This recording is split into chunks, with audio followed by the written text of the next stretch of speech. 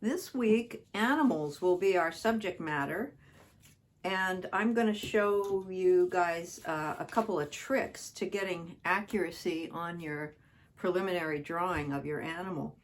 A lot of you have already done this kind of drawing if you've been taking my classes before, but I'll go over it again. It's called gesture drawing, and it really shows the action or the life or the expression of what it is you're doing. Even if there isn't a lot of action to the animal, it gives you sort of a placement and proportion because you're thinking of the whole thing at once. So you're not going really slowly around the edges, you're going right through the middle. And just in 10 or 15 seconds, maybe 20 seconds at the most, you're placing the main features of the animal. It's very fast. It's like a fast stick figure. I would recommend not lifting your pencil up off the page. So we're not doing this kind of a stick figure. We're going like this, and we're continuing to go around and around the animal form like a little railroad train going around the tracks until it starts to fill in. You are not actually trying to draw the edges, but your pencil will hit the edges as you move around. So it's the inside skeleton, not the skin, the edges, or the fur. And you're going to try and do with your whole arm. You're not going to do this little slow thing like this. And you're going to work on the whole animal or the whole figure at once. And try to avoid a zigzag where you go back and forth, and then go to another place. You're continuing throughout the whole figure. You'll see examples of this around. I went down to the Mingei Museum one year, and there was a great exhibit. And this was a big painting on the wall. And this was like the preliminary drawing to the painting. But look at that nice gestural feeling. And you can see the artist's lines, preliminary lines going around and around as he's trying to figure out the proportions. I love this. Okay, so if I were going to do a gesture of this coyote, and I'll use a dark pencil, you guys will do it very lightly, so probably you're the only one that sees it, and this would most likely be on your preliminary drawing, not your final paper. Although if you draw real light, you can do it right on the final paper. It's the first thing I do when I do a portrait, when I'm working in my sketchbook on location. That's the first thing I do. So I'm going to think about this coyote, and I'm going to try and fill the whole page. So there's no one logical place to start, but a lot of times it's good to start at the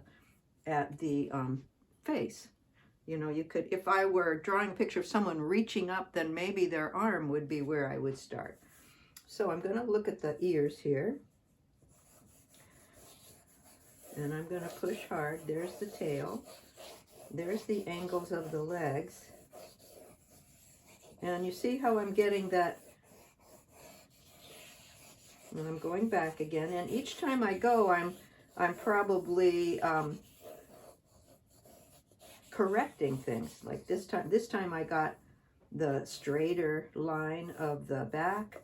This time I got the little feet. Here's the other leg. There's the tail. Back onto, and I'm shortening the body there. So that, you know, I didn't take too long, but that's the gesture of this coyote. Gesture.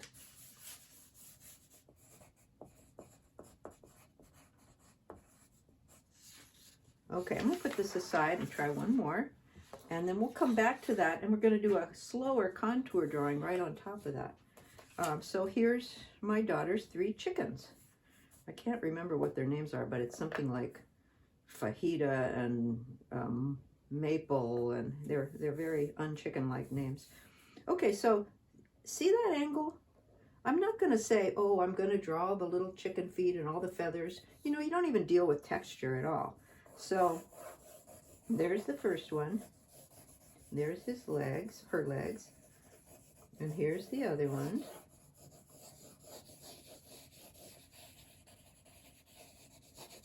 the angle of that leg. And here's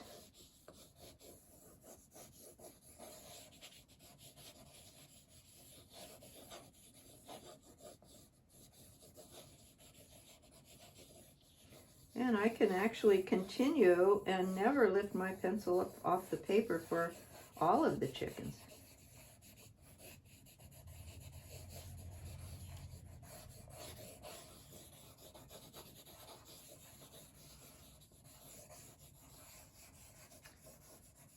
So what I've done is I've created the proportions somewhat and the positioning, the composition, and so on.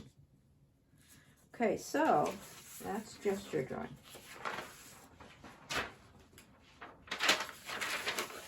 Now, the next thing you want to be able to do is contour drawing, and I know a lot of you have done that before.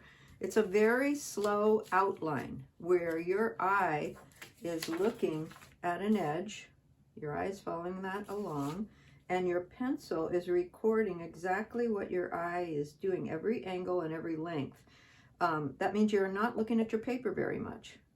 So this means that you won't miss out on things. Your left brain won't say, oh, okay, I know what a rooster, whatever this thing is called, what is that called? Comb? Yeah, the comb. I know what his wattle looks like. I know what his feathers look like, but chances are you won't get it accurate because every time the rooster turns at a certain angle, every rooster is different. You know, you'll get variation. So if I were going to do a gesture of this, so here's the gesture. You know, you can see that pencil in there. And then contour drawing is very much slower. So you're going to think big when you're doing contour. If you were drawing your hand, you would try and draw it the full size of the paper, bigger than life, especially when you're doing some practices. It's a smooth line. It's not a sketchy line. So contour is very smooth. You don't do that kind of a thing. And it's a dark line. So especially if you're doing practices or exercises, you want it to look confident, and it's very slow. You saw how the gesture was quick. Contour, on the other hand, is very slow because you're trying to see each little nook and cranny. And then you're not only going to draw the silhouette or the outside lines, you're going to draw the inside lines, like the veins on a leaf or the lines that a palm reader would read on a hand. Once you understand contour, you won't be afraid to draw anything. Like when I first say for a brand new student who's never drawn before, and I said if I would say draw a hand, chances are they would put it out like this, because they'll say, oh, I don't know how to make it look like. But if you really follow the edges, you'll see where one line intersects with another line. You'll see the shape that's coming out toward us, and that the nail is really just a little line, and you'll get more accuracy. So if we look at this rooster, and you can see with red that the contour is following the outside edges, and the gesture kind of helped us place it, and then the contour got the shapes. So let's look at one more like that. Here's a lizard, and here you can see the gesture, and then the contour would be following the edges like this. Okay, so now let's go back to this coyote. I'm going to move this because I think that I'm going to use a Sharpie. And I think the Sharpie might come through a little bit. So I'm going to start approximately where I think this ear is. And I noticed I got it really big, so I'm going to be more accurate in my contour. So my eye is going to slowly start following this around. Okay, so I think I'll start right there. And one of the things, I'm going to be talking a little bit, but while you're doing contour drawing, since it's so much of a right brain thing, the right side of your brain, which is the one where you really focus on the images and the way things look, and left brain is language. So if you're talking a lot, I used to tell this to the kids, you won't get as much accuracy. And I better stand up or I'll distort it. So my eye is right here now.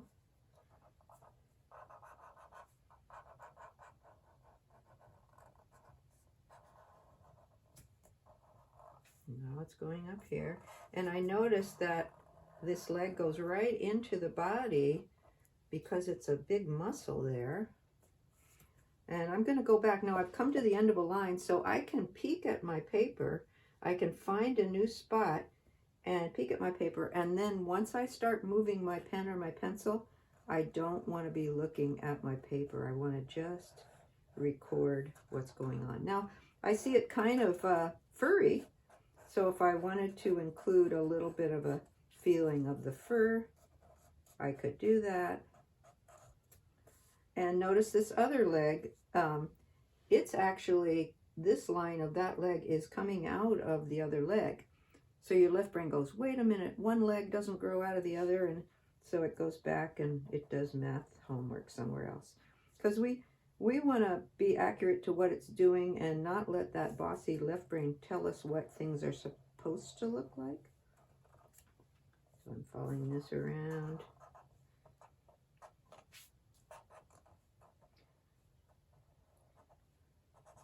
This is actually straight up. You can follow those angles. Okay, now I'm going over to here, right where it bumps out the most. That's where the body starts to go. And I'm kind of, there we go. It's about that long. And now I'll come down and do this leg. Looks like it's going to be a little shorter than what my gesture had done.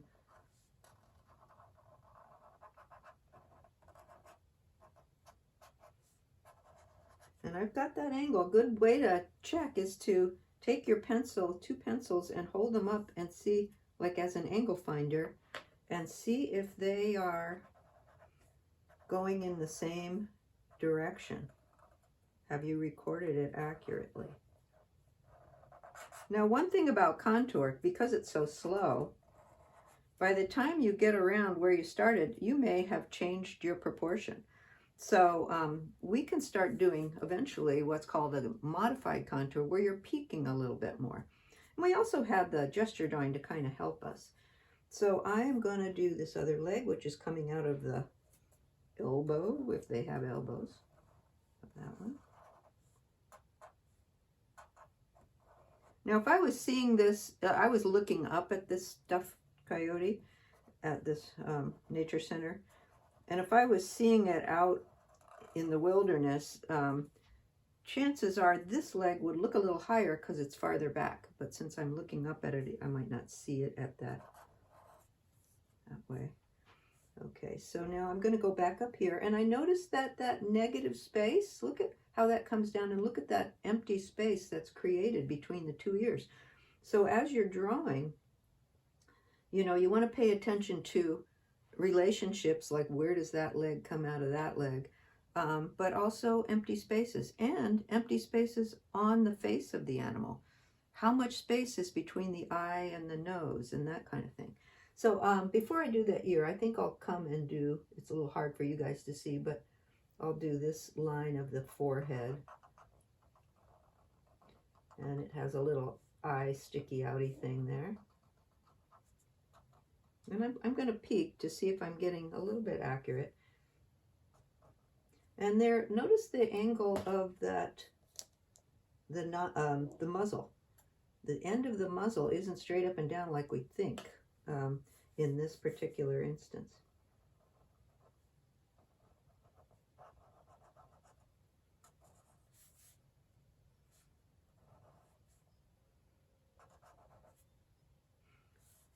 And got the nose.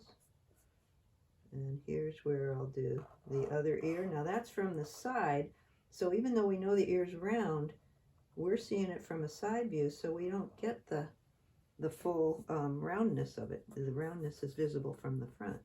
Then I'm going to look carefully at that eye. And it's not a round eye. I don't know if you can see it. But it's kind of round with a little thing that comes down. So it's sort of like this. And let's look at the placement. Here's this bumpy outy thing where the other eye is. And then if we go in straight over a little bit, that's where the other eye is. So you want to look at those relationships. And then we can start dividing it up into more muscles and so on. Here's a, or also you can divide it up into values. Like this, there's a little bit of dark right there, and you can show that as a separate shape, like a paint by number would be. And here's, we got that muscle already. So there's the contour and the gesture. Let's move up into this.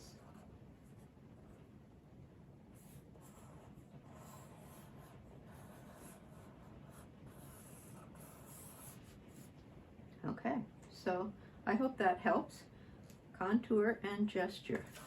I won't, maybe I'll do one chicken, just because they're kind of fun because they're full of chunks. Let's do this one.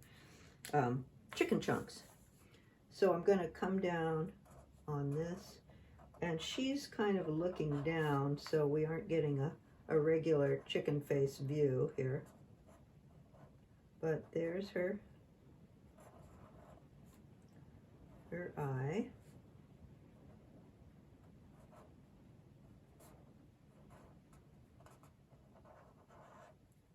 And there's her wattle. Now I'm following this line up. And I'm following this line.